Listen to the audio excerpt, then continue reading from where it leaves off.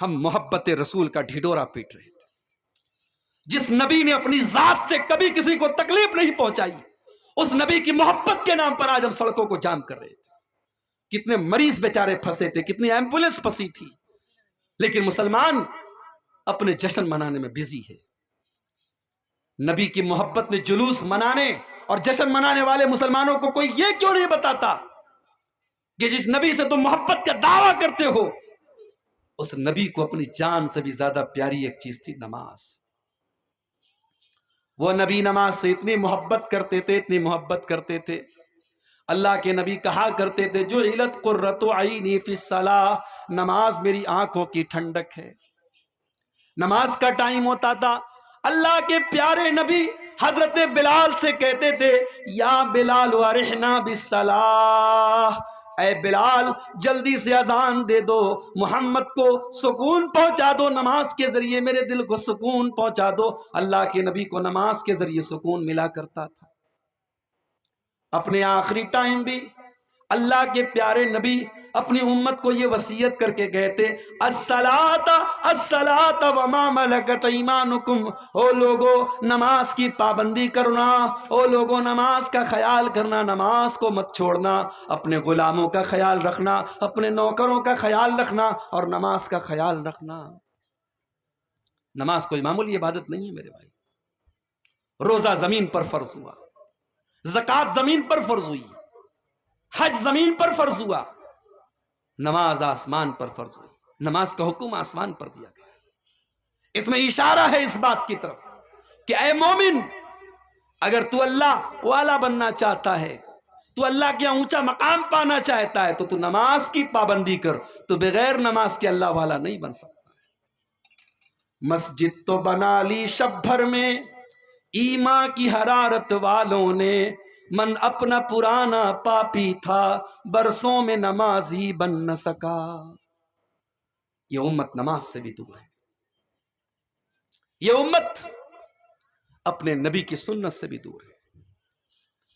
نماز پڑھ رہی ہے، کیسے پڑھ رہی ہے؟ جیسے باپ دادا پڑھتے تھے۔ کوئی سینے پر ہاتھ باندھ رہا ہے، کوئی نیچے باندھ رہا ہے، کوئی ناپ پر باندھ رہا ہے، یہ جاننے کی کوشش نہیں کہ نبی کا طریقہ کیا تھا۔ یہ امت سنت سے دور ہے، اور اسی لیے آج اس امت کے اندر طرح طرح کا اختلاف ہے۔ اتنا اختلاف ہے، اتنا اختلاف ہے کہ ربیع الاول کا مہینہ آیا، ایک بڑا بینر میں نے دیکھا سوشل میڈیا کے اوپر، فیس بک کے اوپر، بینر پہ لکھا تھا وہابی، اور ساتھ میں گالی لکھی تھی، وہابی کے نام کے ساتھ گالی لکھی تھی۔ اتنی نفرت ہے۔ شادی کے کارڈ میں، باقاعدہ شادی کے کارڈ میں چھاپا جاتا ہے یہ شادی فلاں فلاں مسلک کی ہے، اس میں فلاں فلاں مسلک کے لوگ نہ آئے۔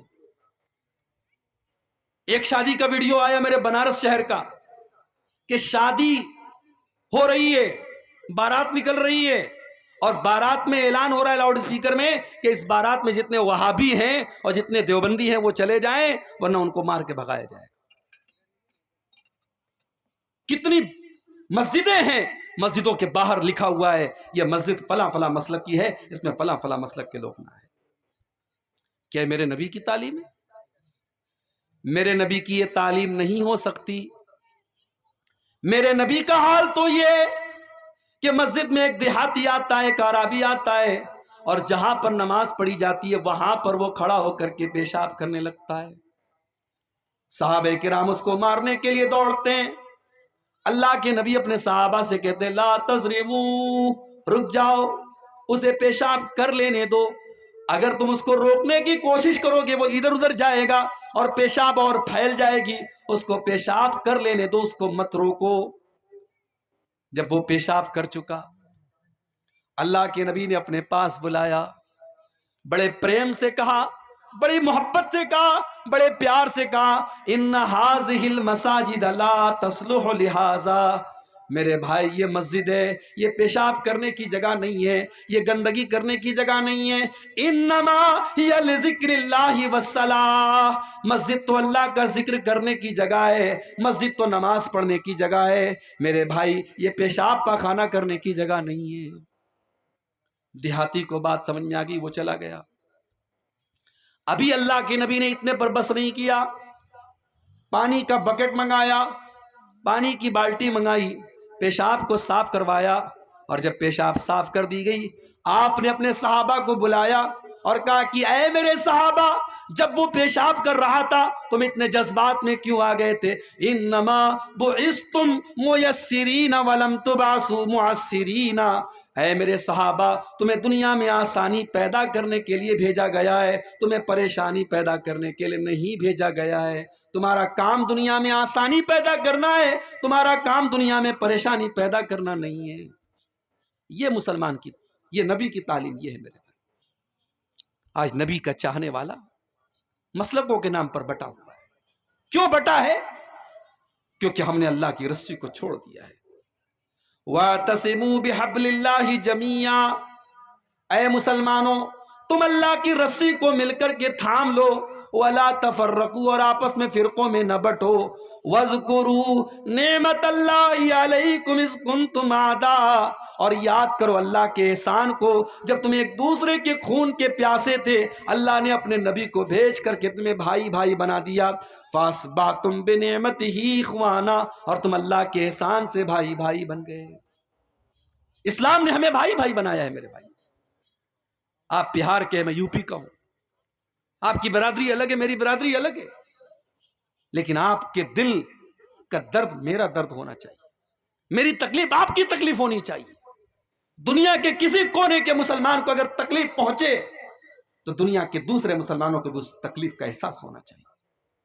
اللہ کے پیارے نبی فرماتے ہیں مثل المؤمنین فی توادہم وتعاطفہم وتراحمہم کمثل الجسد الواحد، اے مسلمانوں تم ایک دوسرے کے اتنے ہمدرد بنو، اتنی محبت کرو ایک دوسرے سے، کمثل الجسد الواحد، جیسے انسان کا شریر ہوتا ہے، اذ اشتکا منہ عضو تداعی لہ سائر الجسد بالسہر والحمى، اگر بدن کے اندر کہیں پر بھی تکلیف ہوتی ہے پورا بدن بے چین ہو جاتا ہے، پورا شریر بے چین ہو جاتا ہے۔ اے مسلمانوں تم ایک دوسرے کے اتنے ہمدرد بنو، اتنی محبت کرنے والے بنو۔ آج ہماری صفوں میں اتحاد نہیں ہے، نفرت کرتے ہیں لوگ ایک دوسرے سے، ایک دوسرے کو کافر سمجھتے ہیں۔ ایک مسلک کا مسلمان انتقال کر گیا، دوسرے مسلک کے مسلمان نے جنازے کی نماز پڑھا دی، فتویٰ آ گیا کہ جتنے لوگوں نے جنازے کی نماز پڑھی ہے سب کا نکاح ٹوٹ گیا۔ میڈیا میں خبر آ گئی، میڈیا نے مذاق اڑایا ہمارا۔ آج میڈیا والوں کو بھی پتہ چل چکا ہے مسلمانوں میں کتنے فرقے ہیں، کتنا اختلاف ہے۔ اللہ کے واسطے ہوش کے ناخن لو۔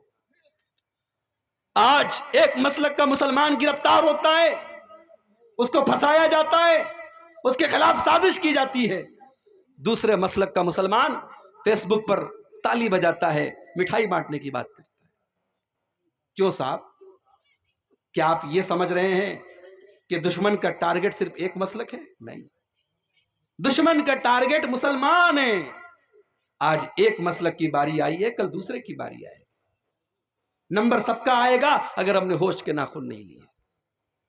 اتحاد پیدا کرو، یونٹی پیدا کرو میرے بھائی۔ چھوٹی چھوٹی کمیونٹی ہے اس ملک میں، جین مذہب کے ماننے والے تھوڑے سے ہیں، سکھ مذہب کے ماننے والے تھوڑے سے ہیں۔ آج بڑے بڑے گرودوارے چل رہے ہیں، ہزاروں لاکھوں لوگوں کو لنگر میں کھانا دیا جا رہا ہے۔ کبھی آپ نے سنا کہ کسی گرودوارے میں کوئی گھپلا ہوا، کوئی کیس ہوا، کوئی کورٹ کچہری میں گیا؟ مسجدوں میں کیس چل رہا ہے، مدرسوں میں کیس چل رہا ہے۔ کیوں؟ ہم چور ہو چکے ہیں، ہم بے ایمان ہو چکے ہیں، ہم فراڈ ہو چکے ہیں۔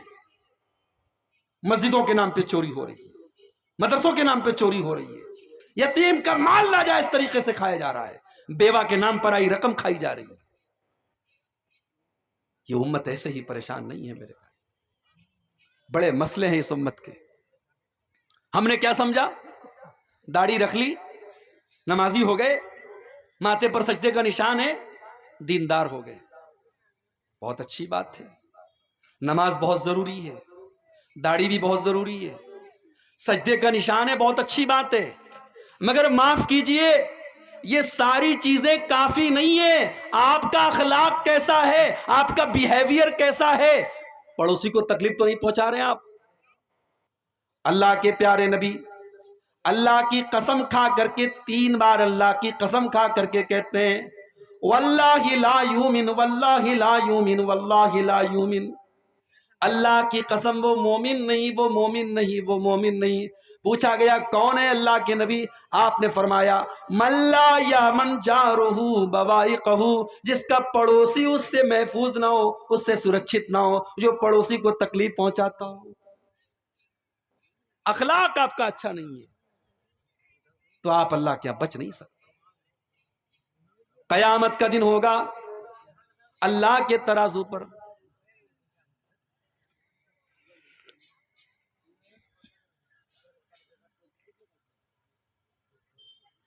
قیامت کا دن ہوگا، اللہ کے ترازو پر سب سے بھاری چیز کون سی ہوگی؟ اللہ کے پیارے نبی فرماتے ہیں ما من شیء یوضع فی المیزان اثقل من حسن الخلق، قیامت کے دن اللہ کے ترازو پر سب سے بھاری چیز اگر کوئی ہوگی تو بہترین اخلاق ہوں گے، اچھے اخلاق ہوں گے۔ اخلاق کو اچھا بناؤ میرے بھائی۔ بھارت میں آج بھی لوگ قرآن نہیں پڑھتے، لوگ حدیث نہیں پڑھتے، لوگوں نے نبی کی سیرت کو بھی نہیں پڑھا، لوگ ہمیں اور آپ کو پڑھتے ہیں۔ آپ ٹرین پہ سفر کرتے ہیں، لوگ آپ پر خاص نظر رکھتے ہیں۔ مسلمان